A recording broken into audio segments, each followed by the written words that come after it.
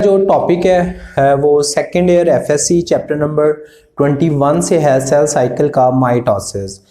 सो इसमें हम सबसे पहले इसकी डेफिनेशन देखेंगे। What is mitosis? A type of cell division, a type of cell division in which number of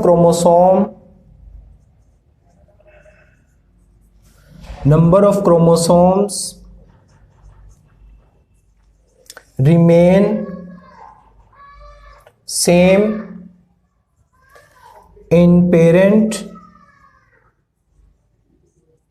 and daughter cell after division. एक ऐसी टाइप ऑफ सेल डिवीजन जिसमें number of chromosome parent cell में और daughter cell में same रहता है, उसको हम माइटोसिस बोलते हैं। माइटोसिस का बेसिक जो रोल है वो हमारी ग्रोथ के अंदर है। सिमिलर कॉपीज सेल की बनती चली जाती हैं तो हमारी ग्रोथ होती है। इसमें नंबर ऑफ क्रोमोसोम अगर हम हर सेल को देखें तो उसमें 46 ही होता है अगर हम ह्यूमन की बात कर रहे हैं। तो इस वजह से ये वो टाइप है जो क्रोमोसोम नंबर को मेंटेन करवाती है, जिसकी वजह से हमारी ग्रोथ पॉसिबल होती है। So this is mitosis definition. उसके बाद माइटोसिस का बेसिक पर्पस ये है, क्रोमोसोम नंबर कम हो ज्यादा हो, इसने उसको क्या मेंटेन करना है। ये जिस सेल में भी होगी इसको फर्क नहीं पड़ता कि वो हैप्लॉइड सेल है या डिप्लॉइड सेल है। ये दोनों टाइप के सेल में हो सकती है। It can take place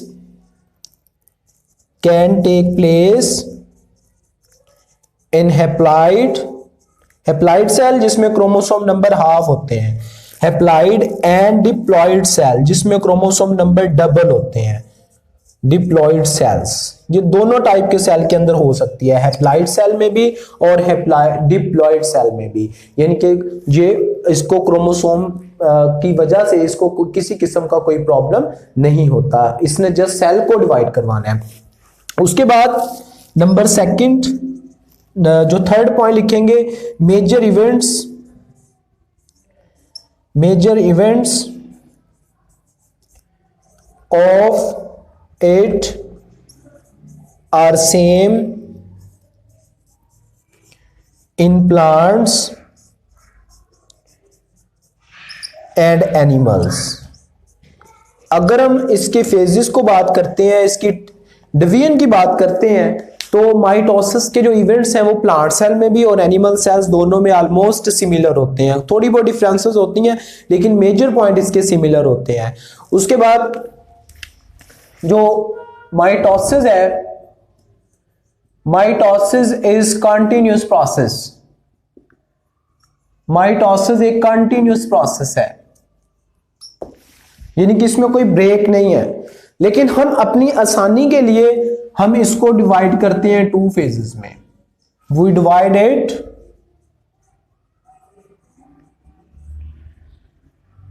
it into two phases. हम इसको टू फेजेस में डिवाइड कर लेते हैं। वो कौन कौन सी फेजेस हैं? उसमें नंबर 1 कैरियोकाइनेसिस,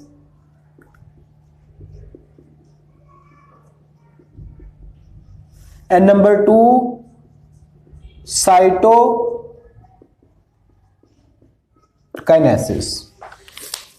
कैरियोकाइनेसिस, कैरियो का मतलब होता है न्यूक्लियस और काइनेसिस का मतलब है डिवीजन। इसको हम क्या कह देते हैं? Division of nucleus. पहले न्यूक्लियस को देखेंगे वो कैसे डिवाइड होता है, और उसके बाद cyto mean cell, kinesis mean division. इसका मतलब क्या हो गया? Division of whole cell. उसको हम बोलेंगे cytokinesis. Division of whole cell is cytokinesis. पहले हम डिस्कस करेंगे कैरियोकाइनेसिस को, फिर हम डिस्कस करेंगे साइटोकाइनेसिस को। Karyokinesis, division of nucleus. इसको डायग्रामेटिकली देखते हैं कैसे हमने इसको लेके चलना है। ये हमारे पास लेट्स सपोज के एक सेल है, ये हमारे पास एक सेल है और उसके जो अंदर क्रोमोसोम है वो इस फॉर्म में मौजूद होता है शुरू में।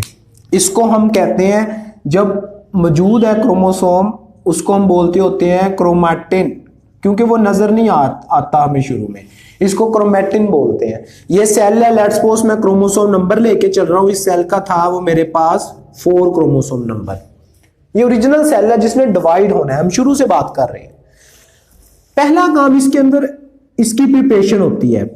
प्रिपरेशन डिवीजन के लिए जो प्रिपरेशन है वो कैसे होगी, उसमें सेल के अंदर पहला काम डुप्लीकेशन ऑफ क्रोमोसोम, इंटरफेस हो चुकी है, वो इससे पिछला टॉपिक है कि सेल अपने आप को प्रिपेयर कैसे करता है। उसमें एक मेजर फेज याद रख लें, क्योंकि हम माइटोसिस पढ़ रहे हैं, इंटरफेस नहीं पढ़ रहे, वो पीछे हो चुकी है। उसमें क्रोमोसोम की डुप्लीकेशन हो चुकी होती है, दीज आर दी सेल, और क्रोमोसोम की उसमें क्या हो चुकी होती है, डुप्लीकेशन। अभी ये नजर नहीं आ रही है, मैं आपको समझाने के लिए बता रहा हूं। ये इंटरफेस की एस फेज मैंने बनाई है, इंटरफेस की इंटरफेस हुई है और इंटरफेस की मैंने एस फेज को बताया है, और इसका मतलब होता है क्रोमोसोम डुप्लीकेट हो गए। ये एस फेज ये भी जा रही है, डुप्लीकेशन हुई है क्रोमोसोम की, और कुछ नहीं हुआ है। ये सेल था, क्रोमोसोम 4 होते हैं, उनकी डुप्लीकेशन हो गई है।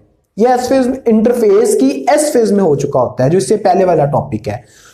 उसके बाद ये हमें ओरिजिनल जब हम देखते हैं तो इससे हमें नजर नहीं आ रहा होता, सेल एज सच हमें पड़ा हुआ नजर आता है, क्रोमाटन कुछ भी अंदर नजर नहीं आ रहा होता। सो ये न्यूक्लियस वैसे का वैसे पड़ा है, मैं इसको दोबारा से उसी फॉर्म में बना रहा हूं, लेकिन एक्चुअली आपने ही माइंड में रखना है कि दीज आर डुप्लीकेटेड क्रोमोसोम, नजर नहीं आते, ये मैंने आपको समझाने के लिए किया है।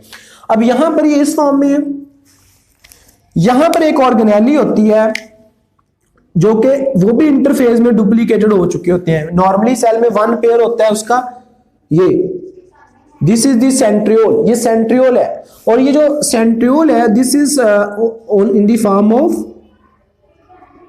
नॉर्मल सेल, ये नॉर्मल सेल है। जब इसमें इंटरफेस होती है तो इसके साथ साथ जितनी भी ऑर्गेनेलीज हैं वो भी डबल होती हैं, लेकिन हमारा फोकस सेंट्रियोल पे है। उसकी डुप्लीकेशन के नतीजे में इसके 2 पेयर बन जाते हैं, दीज आर 2 पेयर, जो कि राइट एंगल पे पड़े होते हैं। ठीक है, एक पेयर नॉर्मल सेल में होता है, लेकिन जब सेल डिवाइड होना है तो क्रोमोसोम डबल हुए, डुप्लीकेशन हुई, ऑर्गेनेलिस की भी डुप्लीकेशन हुई। हम सिर्फ सेंट्रियोल पे फोकस करेंगे। अब इसमें से एक pair at the start of mitosis ऐसे मूव करता हुआ इस जगह पे अपोजिट पोल पे पहुंच जाता है, एट अपोजिट पोल्स, यहां पर पहुंच गया। ठीक है, ये मैंने क्या बनाया है, centriole.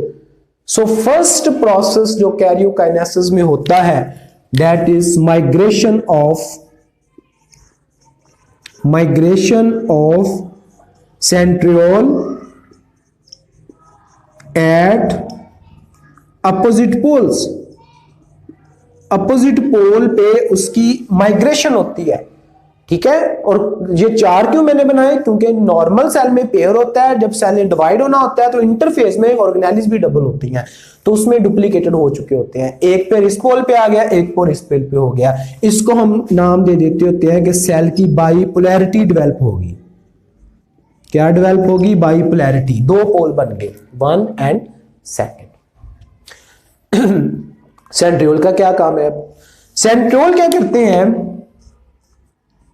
These are the cells, ये सेल था। अब इस सेंट्रियोल का मैं सिर्फ न्यूक्लियस बना रहा हूं आपके अंडरस्टैंडिंग के लिए, और इसमें डुप्लीकेटेड फॉर्म में क्रोमोसोम पड़े हुए हैं।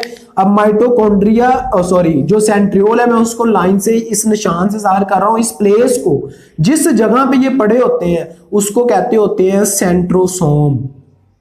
What is centrosome? The place where centrioles lie या where centriole present, उस place का नाम होता है सेंट्रोसोम। उस जगह पे पड़े, मैं उसको डॉट से जाहिर कर रहा हूं। यहां से निकलती हैं 3 सेट ऑफ ट्यूब्यूल्स। कितने सेट्स निकलते हैं, 3 सेट्स ऑफ ट्यूब्यूल्स। ठीक है, क्या मैंने बोला है, 3 sets of tubules arise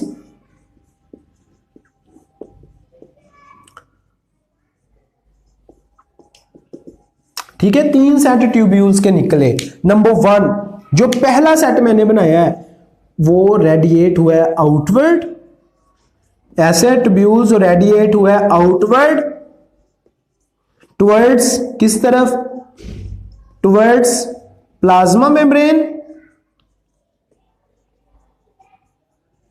plasma membrane की तरफ, और उनको हम क्या बोलते होते हैं, एस्ट्रल माइक्रोट्यूब्यूल, एस्ट्रल माइक्रोट्यूब्यूल। और एस्ट्रो माइक्रोट्यूब्यूल्स के मुकम्मल सेट को हम नाम देते होते हैं aster. So what is ester?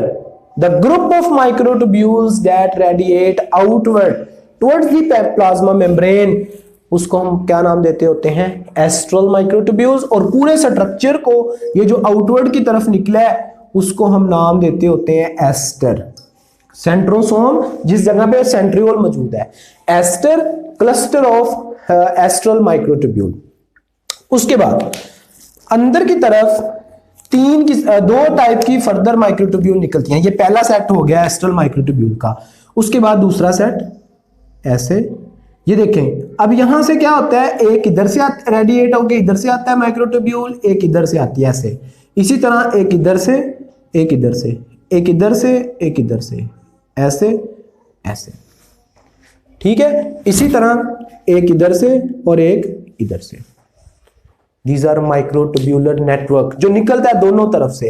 अब इसमें कुछ ऐसे होंगे जिनके ऊपर ये वाले क्रोमोसोम, अभी नहीं बाद में, जिनके ऊपर तो क्रोमोसोम अटैच होंगे, ये मैं क्रोमोसोम बना रहा हूं, ये जिनके ऊपर तो क्रोमोसोम अटैच होंगे, उन माइक्रोट्यूब्यूल्स के नेटवर्क को हम नाम देते होते हैं जी काइनेटोकोर माइक्रोट्यूब्यूल, काइनेटोकोर माइक्रोट्यूब्यूल।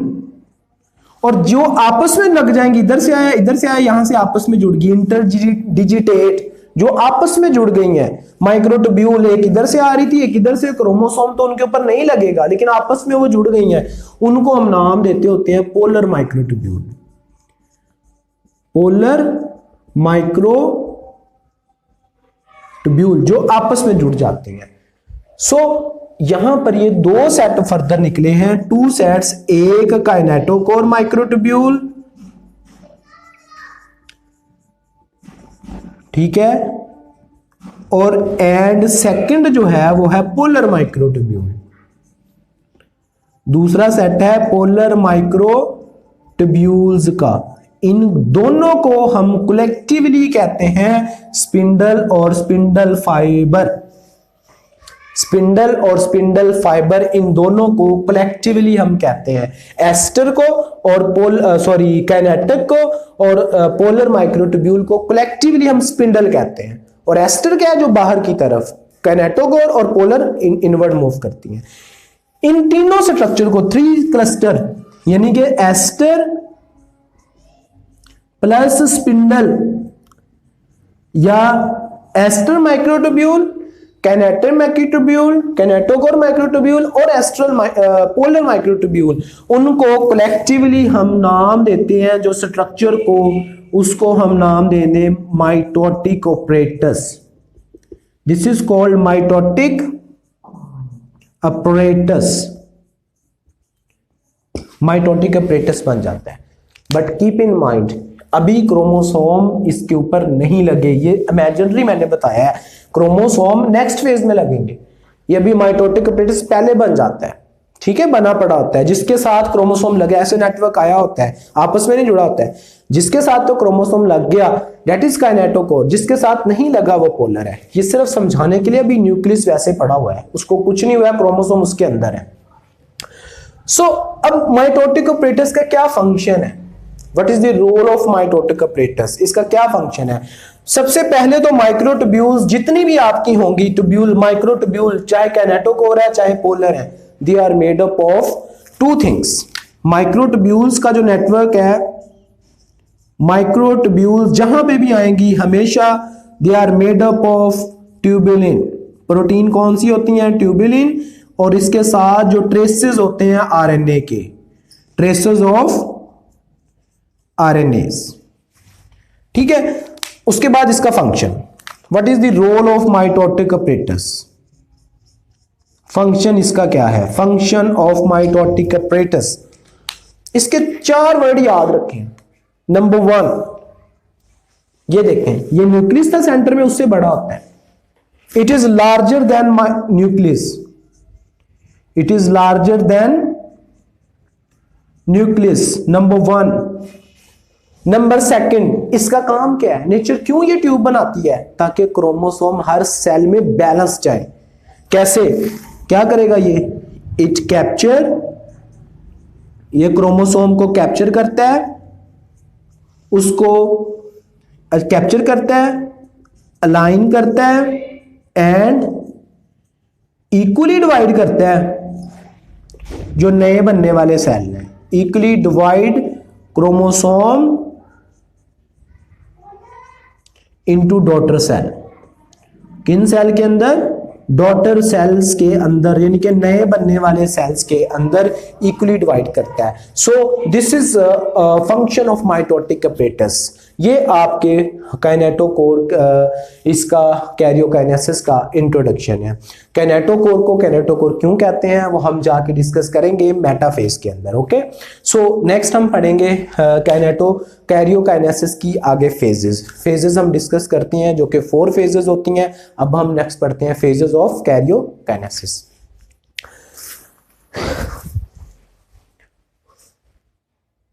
में क्या होता है, वही स्टेजेस में आगे लेके चलूंगा फेजेस से। क्रोमोसोम नंबर याद रखना है 4 है सेल में, इसकी 4 फेजेस होती हैं।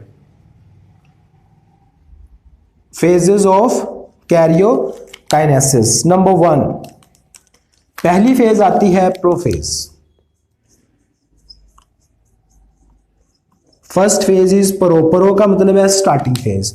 अब होता क्या है, जब सेल इंटरफेज में होता है, यानी कि सेल अभी प्रिपेटरी फेज में मैंने आपको बताया था, तो तब हमें क्रोमोसोम क्रोमाटिन की फॉर्म में नजर आता है, वो भी माइक्रोस्कोप से नहीं, हिस्टोलॉजिकल स्ट्रेन में। हिस्टोलॉजिकल स्ट्रेन से अगर हम इस फेज में हिस्टोलॉजिकल स्टेन डालते हैं, हिस्टोलॉजिकल स्टेन्स ये कलर होते हैं जो सेल की स्टडी में यूज करते हैं, तो हमें ये मटेरियल जो नजर आता है जो कि कॉम्प्लेक्स है डीएनए और प्रोटीन का, उसको हम क्रोमाटिन कहते हैं। सो कीप इन माइंड, जब सेल डिवाइड नहीं हो रहा होता तो उस फेज में जो जेनेटिक मटेरियल है उसको हम क्रोमैटिन कहते हैं। क्रोमैटिन, जब सेल डिवाइड नहीं हो रहा होता है। सो इसको मैंने पहले भी क्रोमैटिन बोला था। लेकिन जैसे ही प्रोफेज स्टार्ट होती है, 4 इसके पॉइंट हैं जस्ट। ये हमारा सेल है, अब इसमें ये बना पड़ा है माइटोटिक अपरेटस, लेकिन मैं उसको जस्ट मेंशन करूंगा कि वो ऐसे, ये माइटोटिक अपरेटस तो जाहिर करेंगी लाइंस, ये बना पड़ा है, मैं ऊपर नहीं इसको लेके जा रहा। पहला काम क्या होता है कि न्यूक्लियस के अंदर जो आपके क्रोमैटिन मटेरियल है वो कंडेंस होना शुरू हो जाता है। ओके, क्रोमैटिन जो मटेरियल है वो कंडेंसेशन ऑफ क्रोमोसोम, यानी कि धागे को हम फोल्ड करके मोटा ना कर लेते, उसको हम कंडेंसेशन बोलते हैं। तो फर्स्ट स्टेप इसके अंदर जो होता है वो कंडेंसेशन ऑफ क्रोमोसोम है। कंडेंसेशन ऑफ क्रोमोसोम्स और क्रोमैटिन मटेरियल नजर आना शुरू हो जाता है क्रोमोसोम की फॉर्म में। This is the first step of karyokinesis, that is prophase. उसके बाद कंडेंसेशन हुई। नेक्स्ट फेज में जैसे ही कंडेंसेशन हो जाती है तो क्रोमोसोम नजर आना शुरू होने लगते हैं। तो इसके साथ जो दूसरा स्टेप होता है वो आपका क्रोमैटिन जो अंदर मौजूद है वो नजर आने लगता है, तो साथ ही न्यूक्लियर जो न्यूक्लियोलस होता है न्यूक्लियस में वो डिसअपीयर हो जाता है। सो दूसरा काम क्या हुआ, न्यूक्लियोलस जो सेल के अंदर स्ट्रक्चर होता है न्यूक्लियस में, न्यूक्लियोलस डिसअपीयर हो गया। यहां पर अभी मौजूद होता है, यहां पर भी न्यूक्लियोलस होगा, यहां पर भी होगा, यहां पर भी है और यहां पर भी न्यूक्लियोलस है। लेकिन यहां पर आके जो दूसरा काम होगा वो न्यूक्लियोलस गायब हो जाता है। And third thing is that, तीसरे स्टेप में क्या होता है कि जैसे ही ये आपका सेल फर्दर प्रोसीड करता है तो आपके ये स्पिंडल फाइबर है, ये बने पड़े हैं, उसी के साथ आपका जितना भी क्रोमोसोम थे they will release into this cytoplasm, nuclear membrane टूट जाती है। कितने क्रोमोसोम लेके हम जा रहे हैं? 4। यहां पर भी 4 बनाया, यहां पर भी 4, यहां पर कौन सी फॉर्म में थे? नॉन रेप्लिकेटेड फॉर्म, यानी कि सिंगल वो थे। अब यहां पर मैंने कहा था डुप्लीकेशन होगी, हर की 2 डबल डबल हो गए, इनके 8 क्रोमैटिड्स बन गए, वो आपको दिखा रहा हूं। तो तीसरा काम यहां पर क्या हुआ? Nuclear envelope disappear, nuclear membrane टूट गई, न्यूक्लियर एनवेलप डिसअपीयर्ड, खत्म हो गया।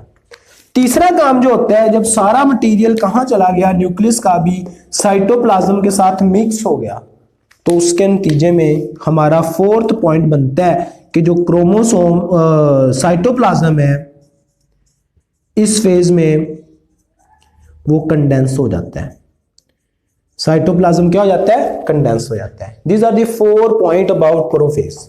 शुरू में नजर नहीं आ रहा होता क्रोमैटिन, उसका साइज 0.25 से 0.5 माइक्रोमीटर होता है, फिर उसकी कंडेंसेशन होती है, फिर उसके बाद न्यूक्लियोलस गायब होता है, फिर उसके बाद न्यूक्लियर मेम्ब्रेन भी टूट जाती है, तो साइटोप्लाज्म कंडेंस हो जाता है। ठीक है, और माइटोटिक अपरेटस तो पहले ही बन चुका होता है। उसके बाद जो सेकंड स्टेप आता है वो है मेटाफेज। मेटाफेज, मेटाफेज में क्या होता है? इस स्टेज में जो आपका सेल है, ये सेल, उसमें जो मैंने क्रोमोसोम बनाए हुए थे, अब क्या होता है? अब आके उसके आपके स्पिंडल, उसको मैं मुकम्मल बना रहा हूं माइटोटिक अपरेटस को। This is mitotic apparatus. अब क्रोमोसोम पहले ही कैप्चर करेंगे, यानी कि कैप्चरिंग के मुराद क्या है? कुछ क्रोमोसोम इधर लगेंगे, कुछ एक क्रोमोसोम इधर लग गया, एक क्रोमोसोम जो है वो इधर लग गया, एक जो है वो इधर लग गया। This is capturing, properly range नहीं है। सो माइटोटिक अपरेटस का मैंने फंक्शन भी ये बताया था, कैप्चरिंग ऑफ क्रोमोसोम। पहले पकड़ा है उसने, फिर इसके अंदर कॉन्ट्रैक्शन रिलैक्सेशन होती है। जैसे कॉन्ट्रैक्शन और रिलैक्सेशन होती है तो उसके नतीजे में हमारा जो सेल है वो क्रोमोसोम को सेंटर में ले आता है। ये माइटोटिक अपरेटस बना पड़ा है ऐसे, कुछ पोलर ट्यूब्यूल हैं, कुछ काइनेटोकोर हैं ऐसे। अब यहां पर कॉन्ट्रैक्शन रिलैक्सेशन से क्रोमोसोम प्रॉपरली ऐसे 1, कितने क्रोमोसोम लेके जा रहे हैं हम? 4, शुरू से ही 4 पढ़ते आ रहे हैं, ये 3, और इसी तरह जो आपका इसको ये 4, एक पोलर है, 4 जो है वो 4 काइनेटोकोर है। इसको काइनेटोकोर क्यों कहते हैं? इसकी रीजन ये है कि क्रोमोसोम के अंदर एक डिप्रेशन होती है ऐसे सेंटर में, ऐसे ये क्रोमैटिड्स होते हैं, उनके सेंटर में ये जो जगह होती है, ये डिप्रेशन, इसको बोलते हैं काइनेटोकोर। Okay, kinetochore. अब देखें, एक स्पिंडल फाइबर इधर से आता है, ऐसे अटैच हो जाता है इसके अंदर, और दूसरे का स्पिंडल फाइबर दूसरे सेंट्रियोल का इधर आता है, इसके साथ अटैच हो जाता है। दैट्स व्हाई एक क्रोमोसोम कितने फाइबर लेता है? 2, 1 फ्रॉम ईच पोल। इस फेज को जिसमें क्रोमोसोम सेंटर में रेंज हुए हैं, इस सेंट्रल जो पार्ट है उसको हम बोलते हैं इक्वेटोरियल प्लेट। इसको हम इक्वेटोरियल प्लेट बोलते हैं या मेटाफेज प्लेट बोलते हैं। ये मेटाफेज में क्रोमोसोम की अरेंजमेंट हो जाती है। इनके क्रोमोसोम अब क्या हो गए हैं? बिल्कुल अटैच हो गए हैं, कैप्चर किया, पकड़ा और सेंटर में लाइन कर दिया इक्वली, ताकि इक्वली लैदा हो। उसके बाद जो थर्ड फेज है वो है anaphase. This is most critical phase, ये सबसे ज्यादा क्रिटिकल फेज है। क्यों? क्योंकि यहां पर डिसाइड होना है कि सेल इक्वली क्रोमोसोम जाते हैं या नहीं जाते। देखें, 4 क्रोमोसोम थे, मैं ये क्रोमोसोम 4 ही है लेकिन डुप्लीकेटेड फॉर्म में है, यहां पे सिंगली फॉर्म में है, डुप्लीकेशन के बगैर है। एक्चुअल क्रोमोसोम हम किस तरह ड्रा करते हैं? ऐसे कर देते हैं, इनमें यही है। यहां पर कौन सी हम लिखे हुए? डुप्लीकेटेड। अब ये भी पॉइंट यहां पे अंडरस्टैंड कर लीजिएगा कि डुप्लीकेशन की जरूरत क्यों होती है, ताकि हर सेल में इक्वली क्रोमोसोम जा सकें। कैसे, वो भी आपको लास्ट में बताता हूं। सो ये एनाफेज में क्या होता है? सेल जो आपके यहां पर जो माइक्रोट्यूब्यूल्स हैं, जो पोलर माइक्रोट्यूब्यूल हैं वो एक्सर्ट करती हैं फोर्स, ये कॉन्ट्रैक्ट होती है काइनेटोकोर। देखिए ना, ऐसे किसी चीज को तोड़ना होता है, हम ऐसे करके ऐसे करते हैं, वो टूट जाती है। यहां पर भी ऐसे होता है। काइनेटोकोर माइक्रोट्यूब्यूल्स कॉन्ट्रैक्ट, ऐसे कॉन्ट्रैक्ट होंगी, ढीली हो जाएंगी क्रोमोसोम को। और जो आपकी पोलर माइक्रोट्यूब्यूल है, जो आपस में जुड़ी हुई है, जिसपे क्रोमोसोम नहीं लगा हुआ है, वो ऐसे बाहर की तरफ फोर्स लगाएंगी, कॉन्ट्रैक्ट करेंगी काइनेटोकोर माइक्रोट्यूब्यूल, जिसपे क्रोमोसोम है, जिसपे नहीं है वो बाहर की तरफ एक्सर्ट करेंगी फोर्स को। उसकी वजह से आपके ये जो क्रोमैटिड्स हैं, जो क्रोमोसोम है, वो यहां से ब्रेक हो जाएगा। ठीक है, एक क्रोमोसोम में 2 क्रोमैटिड है, कब? जब वो डुप्लीकेटेड फॉर्म में है। ओके, तो उसकी वजह से अब यहां पर क्या होगा कि जो आपके स्पिंडल फाइबर टूटे, एक पोल पे एक क्रोमैटिड जा रहा है और दूसरे पोल पे दूसरे क्रोमैटिड जा रहा है। यहां पे हमें इनकी शेप भी नजर आएगी। ओके, सिर्फ मैंने क्या किया है, यहां पर मैंने सिर्फ ये किया है कि क्रोमोसोम को तोड़ दिया। देखे ना, किसको पकड़ के खींचे वो ऐसे ही पीछे की तरफ जाएगा ना, तो इसी वजह से जब हम इसको खींच रहे हैं तो इसकी शेप ऐसे वी शेप हो जाती है क्रोमोसोम की। Okay, so this phase is in which chromosome move towards the opposite poles, उस फेज को हम बोलते होते हैं anaphase. This is anaphase. So इसमें ये 4 स्टेप, इसमें अरेंजमेंट, इसमें क्या हुई है, उसकी equally distribution in separate poles, opposite poles में उसकी मूवमेंट हुई है। सो वेरी लास्ट जो फेज आती है इसकी, दैट इज टीलोफेज। टीलोफेज के अंदर क्या होता है, टीलोफेज में क्या होता है, लास्ट फेज है, the very last phase is telophase. Telo mean end. इसमें क्या होगा कि जो आपके क्रोमैटिड्स हैं, it is the reverse of prophase. ये प्रोफेज का रिवर्स है। क्या होगा यहां पर, क्रोमोसोम जो सिंगल फॉर्म में होते हैं ओरिजिनल में, वो अपोजिट पोल्स पे पहुंच जाएंगे। ये पहुंच गए अपोजिट पोल्स पे, नंबर 1, 2 एंड 3 ये पोल्स पे पहुंच गए। उनके गिर्द न्यूक्लियर मेम्ब्रेन दोबारा बन गई। दूसरा काम, पोल्स पे पहुंचे। नंबर 2, न्यूक्लियर मेम्ब्रेन रीअपेयर, वहां इसमें क्या हुई थी, डिसअपेयर। उसके बाद इनका जो न्यूक्लियोलस था वो रीअपेयर हुआ है, इसका जो न्यूक्लियोलस था वो डिसअपेयर हो गया था। और उसके बाद जो आपकी ये साइटोप्लाज्म की कंडेंसेशन है, वो ओरिजिनल कंडेंसेशन की तरफ नॉर्मलाइज हो जाती है। So you can see that when the nucleus divide, original cell have 4 chromosome, the nucleus contain the 4 number of chromosome.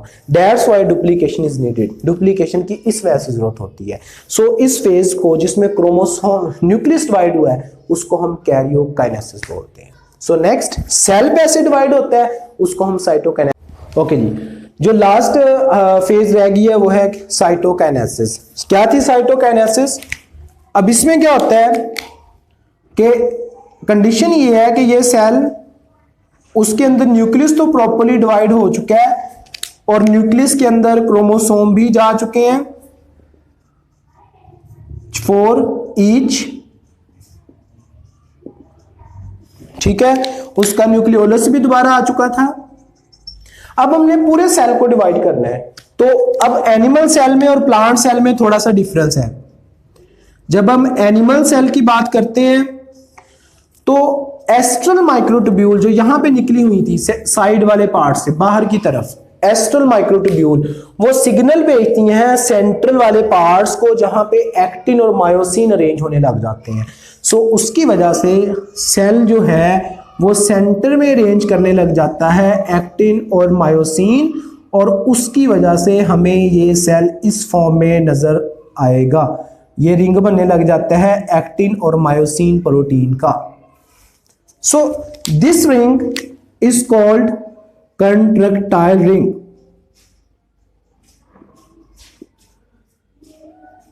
And this depression जो हमें नजर आती है, इसको हम नाम देते होते हैं cleavage furrow. This is called cleavage furrow. और यहां पर क्या है, न्यूक्लियस बने पड़े हैं, उसके अंदर 4 जो क्रोमैटिड्स हैं वो मौजूद है, यानी कि 4 क्रोमोसोम जो ओरिजिनल सेल में होते हैं वो इसी फॉर्म में होते हैं। डुप्लीकेशन फॉर्म सिर्फ हमें डिवीजन के लिए चाहिए होती है, अदरवाइज डुप्लीकेशन की जरूरत नहीं है। ये न्यूक्लियोलस ये वैसे का वैसे। सो ये सेल ऐसे मूव करता जाता है एनिमल में और रिंग भी कॉन्ट्रैक्ट होता रहता है।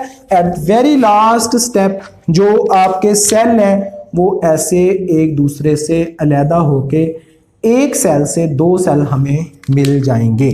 सो एट लास्ट ऑफ माइटोसिस, जब माइटोसिस कंप्लीट होती है तो हमें एक सेल से दो सेल नजर आते हैं और हर सेल में उतने ही नंबर ऑफ क्रोमोसोम होते हैं जिससे हमने क्रोमोसोम जिस सेल से हमने डिवीजन स्टार्ट की थी। So each cell have 2n is equal to 4. Each cell has 2n is equal to 4. So this is division of whole cell. This is called cytokinesis. But in case of plant cell, अगर हम plant cell की बात करते हैं, major events उसमें सारे same हैं, लेकिन कुछ differences हैं। एनिमल सेल में सेल मेम्ब्रेन होती है, इस वजह से सेल वॉल इनके अंदर एब्सेंट है तो इसकी शेप ज्यादा चेंज होती है, ग्रेटली वेरिड। लेकिन प्लांट सेल में क्योंकि सेल वॉल होती है इतनी ज्यादा शेप चेंज नहीं होती। ये फर्स्ट डिफरेंस। सेकंड, जो सेंट्रियोल है वो प्लांट के अंदर एब्सेंट होता है, एनिमल के अंदर मौजूद होता है, लेकिन प्लांट में सेंट्रियोल की जगह एनालॉगस रीजन होता है जो सेंट्रियोल की तरह काम करता है। ये सेकंड डिफरेंस। थर्ड डिफरेंस होता है साइटोकाइनेसिस में, वो देखें। इसमें ये होता है कि लेट्स सपोज ये हमारे पास एक प्लांट सेल है, ठीक है, ये उसकी जो है वो सेल वॉल, उसके अंदर सारे जो प्रोसेस हैं वो कंप्लीट हो चुके हैं, यानी कि जो कैरियोकाइनेसिस है उसमें इतना ज्यादा इसमें डिफरेंसेस नहीं होते, वो एज सच उनके अंदर मौजूद होते हैं।